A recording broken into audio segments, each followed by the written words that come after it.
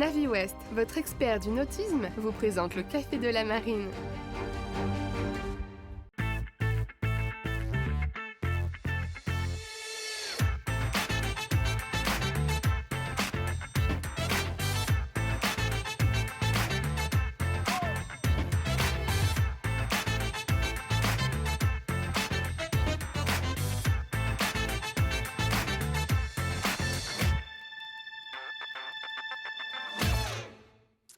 Bonjour à toutes et à tous, soyez les bienvenus dans le Café de la Marine. Bonjour Gilbert. Bonjour Virginie, bonjour à toutes et à tous. Aujourd'hui, à la Cité de la Voile Éric Tabarly, c'est un café au parfum de tour de monde que nous vous proposons puisque nous avons le plaisir d'accueillir deux navigatrices engagées sur The Ocean Race. Fraîchement rentrées de Cape Town en Afrique du Sud, nos deux invités viennent de boucler ce tour du monde en équipage avec escale, la deuxième étape, en deuxième position sur le bateau Biotherme, skippé par Paul Meillat. Si nos deux navigatrices ont des parcours et des profils différents, puisque l'une a son propre projet en classe 40 et l'autre est spécialisée comme Media Woman, elles ont toutes deux débuté sur la Mini Transat en 2019. Depuis, elles nourrissent la même envie de progresser, d'enrichir leur expérience. Anne Bauger et Amélie Grassi sont avec nous pour partager leur aventure sur The Ocean Race. On les accueille.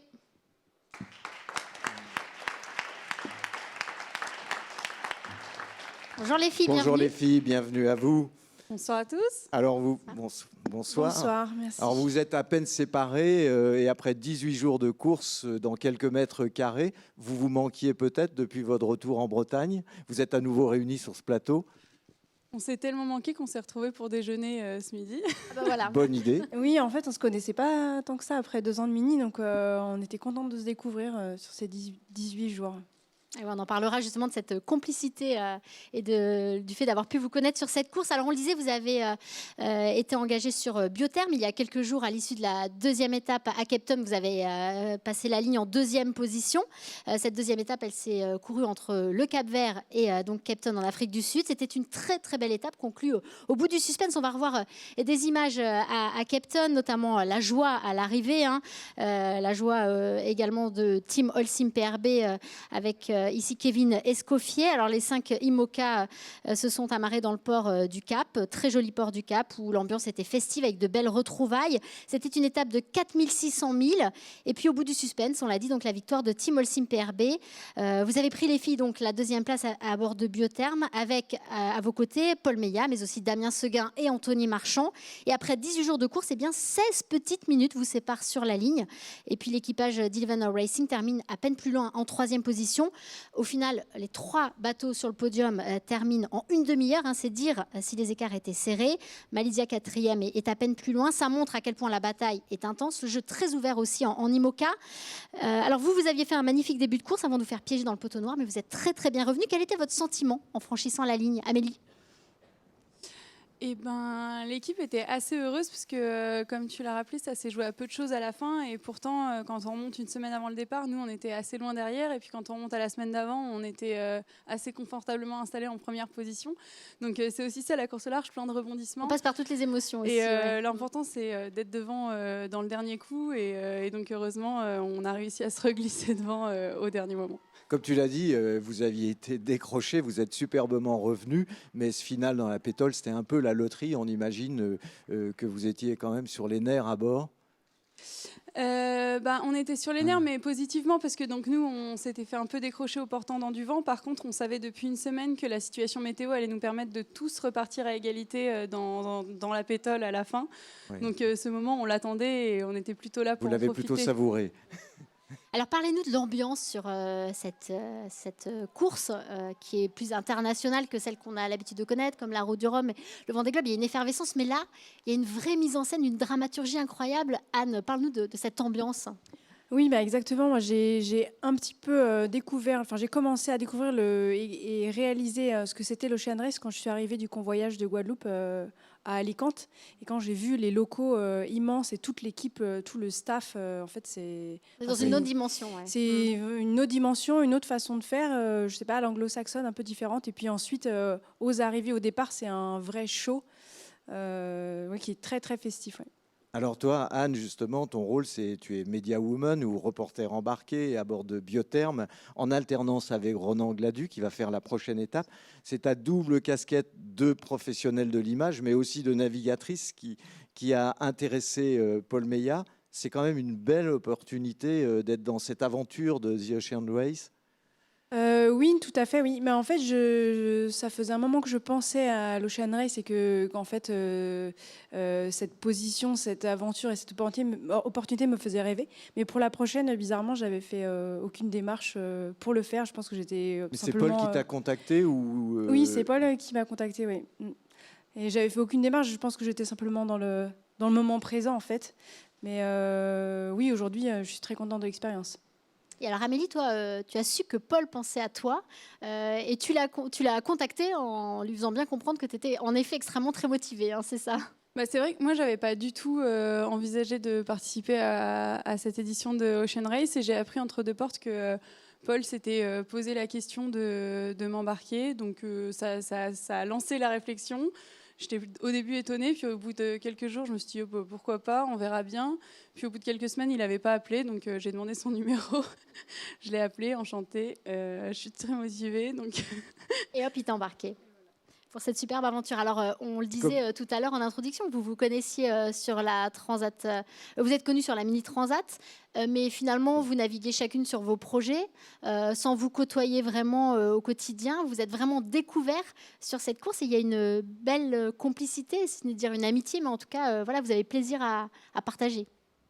Oui, carrément. C'est vrai qu'on on a participé à la même édition de la Mini Transat, mais bon, on est quand même plus de 80 sur une Mini Transat, donc on s'est côtoyés, mais d'assez loin. Et j'étais ravie d'avoir l'opportunité de découvrir Anne, et je pense qu'on s'est plutôt bien entendu sur le bateau avec des énergies assez positives. Donc il y a eu effectivement des beaux moments de complicité, et c'est aussi ça les courses en équipage, de découvrir de nouvelles personnes. Et là, c'était une chouette rencontre.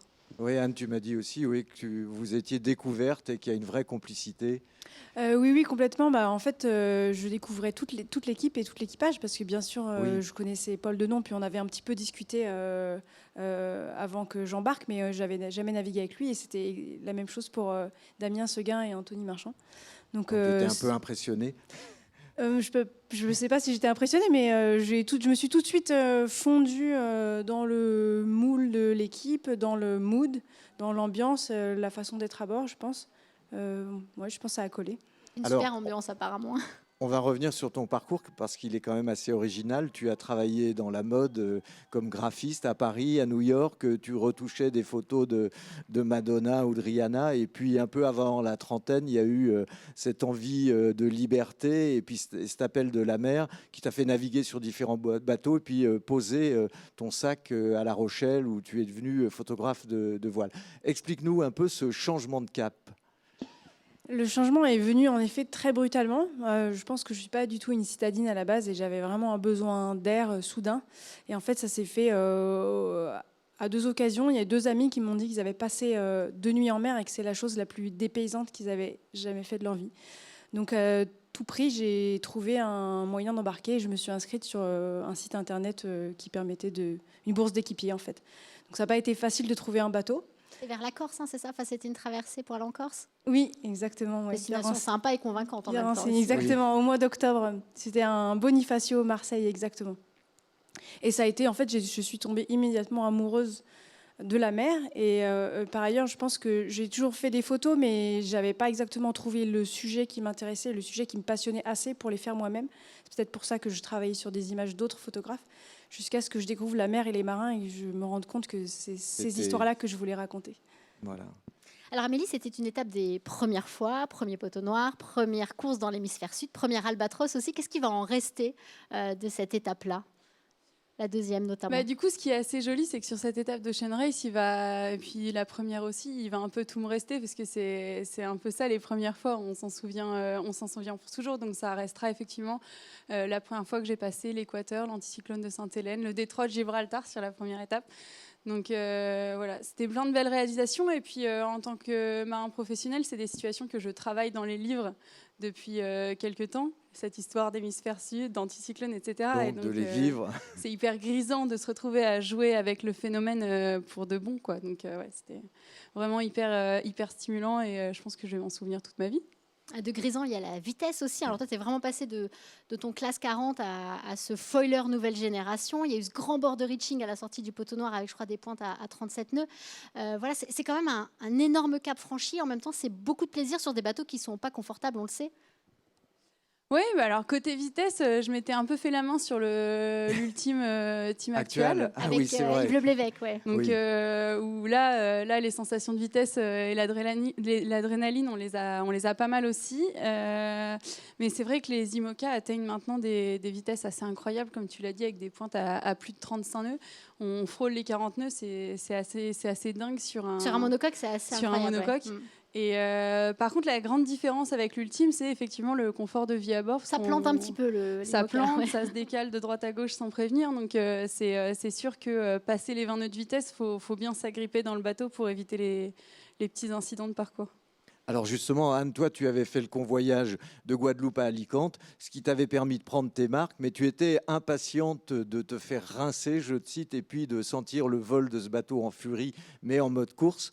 Je pense que tu as été servie, et elle vient de le dire, Amélie, c'est quand même, il faut s'accrocher. Donc pour toi, filmer dans ces conditions, on imagine que c'est particulièrement acrobatique, il y a eu des plantées. Oui, on a eu de la chance sur cette étape, contrairement à la première, en fait, jusqu'au Ponton Noir, l'IMOCA, on est au portant, dans du vent médium, et à ce moment-là, c'est très confortable. Il commence à faire très chaud, mais c'est très confortable. Et puis d'un coup, à la sortie du Ponton Noir, ça s'accélère, et là, un IMOCA, ça prévient pas. C'est un peu on-off. Et quand il démarre, oui, là, il faut s'accrocher. Il faut. Moi, j'ai. Avec une seule main, là. Avec et puis, des fois, une seule Alors, main, on voit l'appareil montage photo, sur l'ordi, parfois aussi, ouais. l'appareil photo dans les mains, oui, et surtout, une de mes grosses préoccupations, c'est de ne pas me blesser pour ne pas handicaper ensuite l'équipage. Donc ça, c'est vraiment la préoccupation de chaque instant, quoi. Oui, parce que ça, c'est vraiment une des contraintes de la course. Je veux dire, les IMOCA, ils sont réputés très inconfortables, mais le montage des vidéos, on a vu tout à l'heure des images, ça a l'air vraiment très compliqué dans un réduit. Est-ce qu'il y a des consignes éditoriales, d'une part, des obligations, et puis toi aussi, comment tu t'organises? Quel est le rythme d'une journée? Oui, alors la particularité sur l'Ocean Race, c'est que les images sont livrées tous les jours, et notamment il y a un minimum de 2 montages vidéo à faire, un qui doit être livré tôt le matin à 8h ITC, et peu importe le décalage horaire du bateau, et un autre à midi, et ensuite les images photos. Ça, c'est le minimum, et ensuite s'ajoutent des interviews particulières, des demandes du sponsor ou notre propre initiative. Donc ce rythme-là impose en fait de devoir travailler principalement la nuit pour ne rien louper de la journée. Et sachant qu'il faut aussi faire des Donc, images tu de dois nuit. pas beaucoup dormir? Non, on dort pas tant que ça. Je pense que je Pas dors beaucoup plus que les autres, en fait, finalement. Même, Un peu moins, je pense. même moins, d'accord. Oui, physiquement, on fait pas d'efforts. Donc en revanche, on se rattrape sur ce plan-là. Et puis en plus de ta mission de reporter, tu t'occupes aussi de l'intendance, parce qu'on a vu sur des images, c'est toi qui t'occupes un peu des repas, non? Oui, alors en fait, je cuisine pas pour l'équipage, mais ça m'arrive de réchauffer des plats quand je suis en train de réchauffer mon propre plat et que c'est facile pour moi. Et ensuite, je m'occupe d'aller chercher la nourriture quotidienne dans des sacs. Donc c'est plus ou moins Faut se facile faufiler, d'accès, quoi, c'est de pas- se faufiler. C'est pas C'est simple. plus ou ouais. moins facile, il faut aussi trouver le bon sac. Mais l'avantage, c'est qu'on a un peu l'impression d'être maman Noël toutes les nuits, parce qu'on va découvrir déjà en premier, Donc- et puis ensuite... Donc elle vous cajole, quoi. Ouais, même si le rôle a beaucoup évolué par rapport au premier Mediaman, on avait reçu notamment Yann Rioux, Jérémy Loy qui racontait, Yann Rioux surtout qu'au début, c'était Oui. un peu l'homme à tout faire quand Voilà, même. et que ça Mediaman, là, ça a n'enchantait bien pas. Et évolué que ça quand même. n'enchantait pas C'est forcément. sympa, ouais. Oui, là, au niveau de la vie à bord, en fait, tout le monde participe, c'est simplement sur l'organisation de la nourriture. Alors il y a cette obligation de raconter beaucoup, de partager, qui est à la fois un plaisir et peut-être parfois un peu pesant. Est-ce que c'est facile, Amélie, d'avoir toujours une caméra braquée? Est-ce qu'il y a des moments où on aimerait bien dire non, mais là, stop, tu ne filmes pas? Est-ce que vous permettez de le dire d'ailleurs quand vous n'avez pas envie? Comment ça se passe au niveau de la caméra braquée toute la journée? Là, le grand challenge d'Anne, déjà, ça a été de nous faire un peu parler en anglais. Parce que Avec des petits fous rires, j'ai l'impression sur certaines vidéos. c'est vrai qu'à bord certains accents de français. Biotherm, on avait un peu la particularité d'être tous francophones, donc ça facilite pas les Envie de petites parler en private anglais, oui. jokes ou les explications en anglais. Et oui, mais ça fait un peu partie du jeu, et je pense que c'est quand même quelque chose, si on le voit comme une contrainte, on a vite fait d'être bloqué et de ne pas trouver les mots pour raconter ce qu'on est en train de vivre à bord. En revanche, à bord, je pense qu'on était assez coopératifs et tous plus enclins à parler. Ça fait aussi des moments de confidence. Quand c'est compliqué, c'est pas forcément une contrainte de parler à la caméra. On peut aussi se dire, allez, alors là, je vais pouvoir vider mon sac. Donc non, c'est vraiment quelque chose qu'on a fait de manière assez fluide, je pense, de parler des bons et des mauvais moments. Le plus dur, c'est plutôt de réussir dans les moments de rush. C'est pas qu'on n'a pas envie, c'est plus qu'on a moins le temps. Et dans ces moments-là, c'est Anne qui est bien placée pour nous faire des petites piqûres de rappel et nous demander de lui raconter ce qu'on est en train de faire. Donc c'est là qu'il faut raconter ce qui se passe. Alors il y a une petite photo qui a été publiée par Malidia, je ne sais pas si elle vous a heurté, en tout cas si vous l'avez vue passer. Elle a provoqué des réactions très différentes, c'est celle de l'équipière Rosie sur un seau, avec en légende clairement expliqué qu'en mer, on oublie, en course, on oublie un petit peu tout ce qui est règles de politesse, pudeur, etc. Et que donc Rosie est effectivement aux toilettes avant d'échanger avec ses équipiers sur les réglages. C'est un choix qui n'a pas fait l'unanimité, qui pose la question de la pudeur aussi et de la promiscuité à bord, et puis celle de savoir si l'on peut et si l'on doit tout montrer. Comment vous avez réagi, les filles, à cette photo? Est-ce que vous l'aviez vue? Alors moi, j'ai été contente qu'on ne me prenne pas en photo sur le seau. C'est vrai qu'on raconte pas mal la pudeur qui s'efface en fait au quotidien sur le bateau, parce qu'au début on se dit quand j'irai sur mon seau, idéalement mes équipiers vont rentrer dans le bateau et comme ça je serai tranquille. En réalité, quand le bateau est lancé à 35 nœuds, il faut évidemment quelqu'un pas loin de la barre et une autre personne pas loin de l'écoute, donc évidemment le seau se situe à 70 cm de ton équipier, donc en termes d'intimité et de pudeur, il faut faire des efforts, mais après moi, je suis ravie de ne pas avoir été prise en photo à ce moment-là. Je pense que Rosie avait l'air plutôt OK à l'idée qu'on partage J'imagine qu'elle a validé ces moments de vie à bord. Donc, Anne, toi qui es de l'autre côté, oui. Oui, moi je pense que naturellement je m'auto-censure. C'est vrai que déjà, il y a quelquefois les marins ont besoin, enfin c'est tacite, mais peut-être une pause de la caméra. Et ensuite, sur ces moments-là...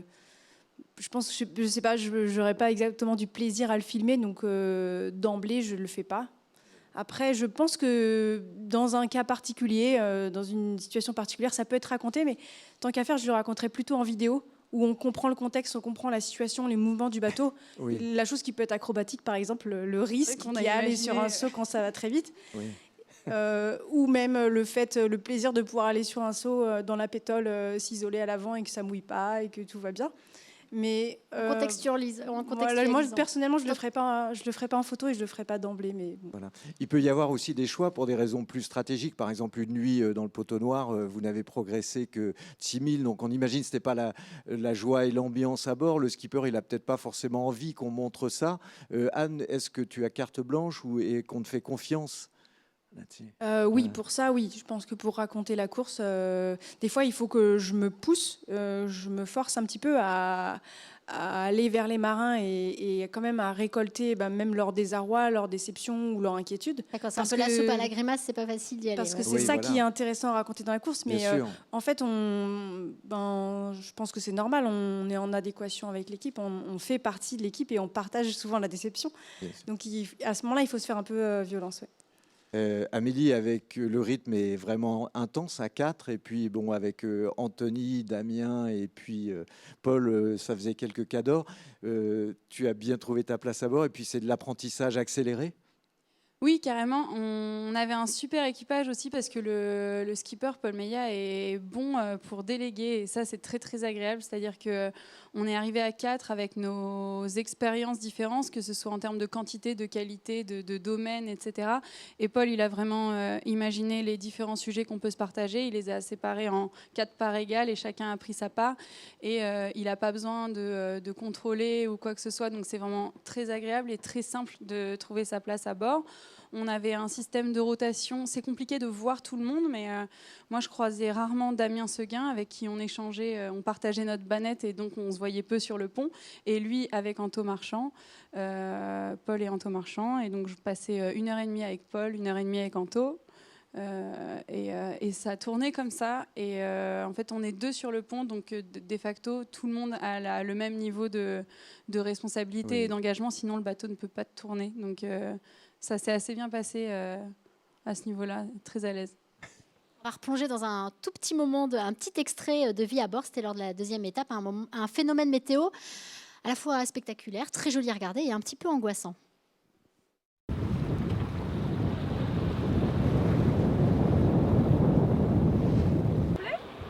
Oui, ça me plaît, oui.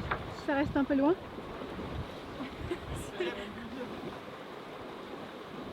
Ah ouais, il y en a une deuxième qui se crée. Oh, il y a un bébé tornade, c'est trop mignon. Ça vous fait sourire, les Voilà. filles, ça te fait encore sourire, Amélie. Voilà. Il faut savoir capturer ces petits moments, Faut être à sympas. l'affût tout le temps, quoi. Je m'étais pas rendu compte qu'elle avait capturé le bébé tornade. C'est là qu'on voit qu'on oublie la caméra. Sauf qu'on a en le tout cas, on voit qu'il y a de la cinéma, complicité aussi et de la bienveillance, et on sent qu'il y a de la complicité à travers ce court extrait. Parce qu'on a le cinéma à bord. En fait, Anne, toutes les photos et vidéos qu'elle envoie depuis le bord, elles sont sur l'iPhone dédié au bateau. Donc de temps en temps, elle nous prête son casque anti-bruit et on part avec l'iPhone du bord et le casque. Quand on n'arrive pas à dormir, on se fait toutes les vidéos et les films qui sont partis à terre. Et je suis ressortie une fois en disant non mais c'est quoi cette histoire de bébé tornade? Très mignon. On va parler de quelque chose d'un peu moins drôle. C'est évidemment cette affaire qui a tristement secoué le milieu de la course au large, surnommée Clarisse Gate. On rappelle pour mémoire que Banque Populaire avait fait le choix le mois dernier de débarquer Clarisse du Vendée Globe en expliquant qu'elle n'avait pas fait assez de 1000 à cause de son congé maternité et risquait de ne pas se qualifier pour le Vendée Globe compte tenu du nouveau système de qualification. Cette éviction avait suscité un tsunami de réactions indignées. Banque Populaire finalement a communiqué récemment son intention de ne plus faire le Vendée Globe. On a envie de dire quel gâchis. Une réaction peut-être, les filles, par rapport à cette affaire? Cette affaire, elle nous a beaucoup occupés en mer, parce qu'on est quand même assez connectés. Donc, Oui, tu avais envoyé un message de soutien tout de suite à Clarisse quand elle a été... Oui, carrément.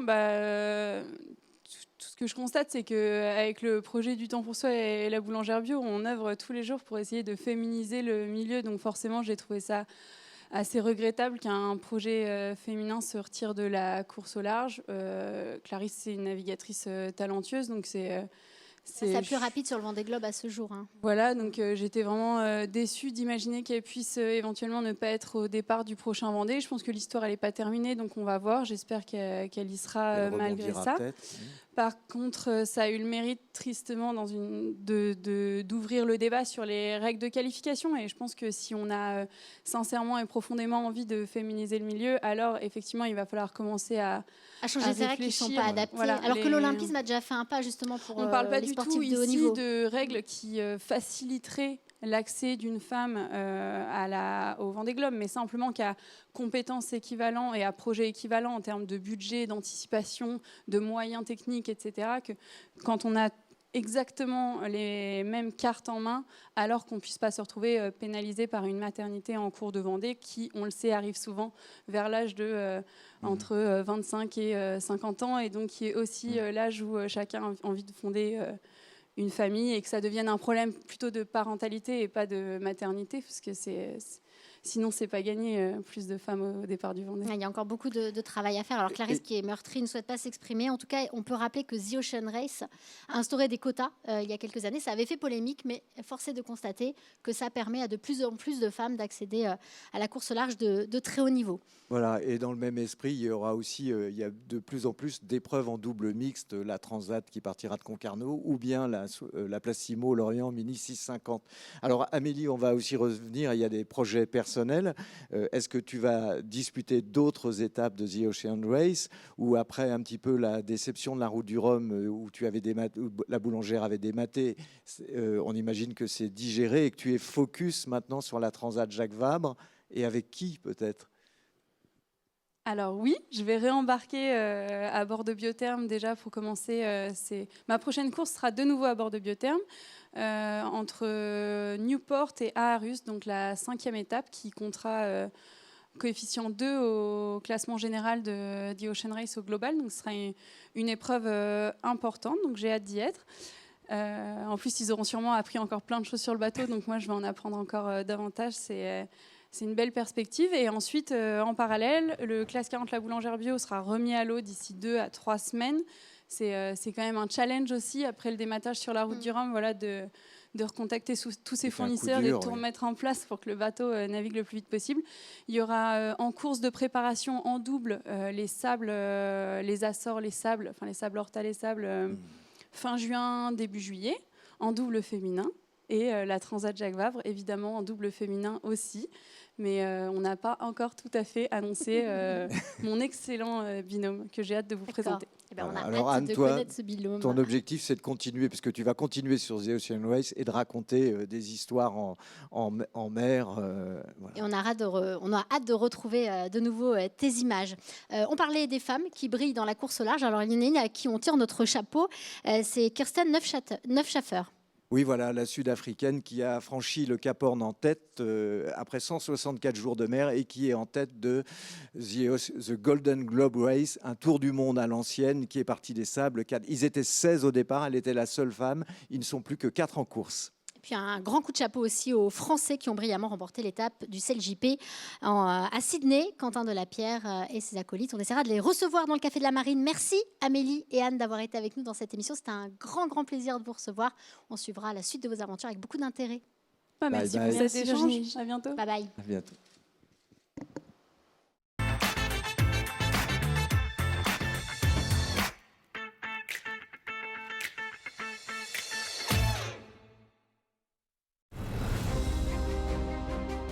Ce programme vous a été présenté par Navy West, votre expert du nautisme.